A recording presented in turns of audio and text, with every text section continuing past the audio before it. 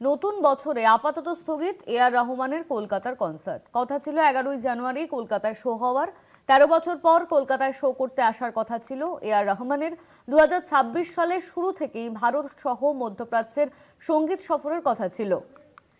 এই নিয়ে আমরা কথা বলবো। আমাদের সঙ্গে ফোন লাইনে রয়েছেন আমাদের কলকাতা টিভি ডিজিটাল হেড অর্পণ ঘোষ।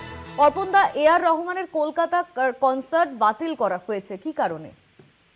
দেখো অনুনা, প্রথমে জানিয়ে রাখি যে নতুন বছরের শুরুর ঠিক একদিন আগে এআর রহমান যারা ভক্ত রয়েছেন, সঙ্গীত প্রেমী যারা রয়েছেন, তাদের কাছে কার্যত দুঃসংবাদ বলা যেতে পারে। কারণ 11 জানুয়ারি 13 বছর পর কলকাতায় কনসার্ট করার কথা ছিল এআর রহমানের, যেটা অফিসিয়ালি আয়োজকদের তরফ থেকে আজ জানানো হয়েছে যে 11ই জানুয়ারি যে কনসার্ট হওয়ার কথা ছিল সেটা আপাতত স্থগিত হচ্ছে। তার পরিবর্তে 11ই এপ্রিল এই কনসার্ট হবে।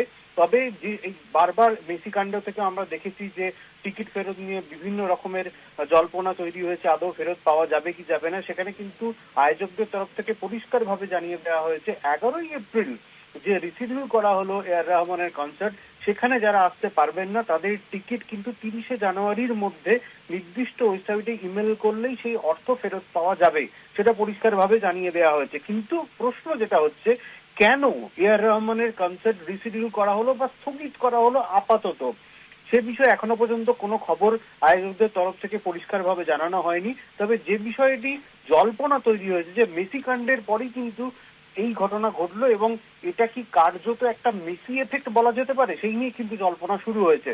তবে এআর রহমানের ওয়েবসাইটে এখনো পর্যন্ত 11 জানুয়ারি কলকাতায় কনসার্ট শো করছে, যদিও হয়তো আপডেট করা যায়নি বা কোনোভাবে আপডেট হয়নি, সেটা অন্য বিষয়। তবে আয়োজকদের তরফ থেকে পরিষ্কারভাবে জানিয়ে দেওয়া হয়েছে নতুন বছরে 2026 সালে 11 জানুয়ারি কলকাতায় এআর রহমানের যে কনসার্ট হওয়ার কথা ছিল তা আপাতত স্থগিত।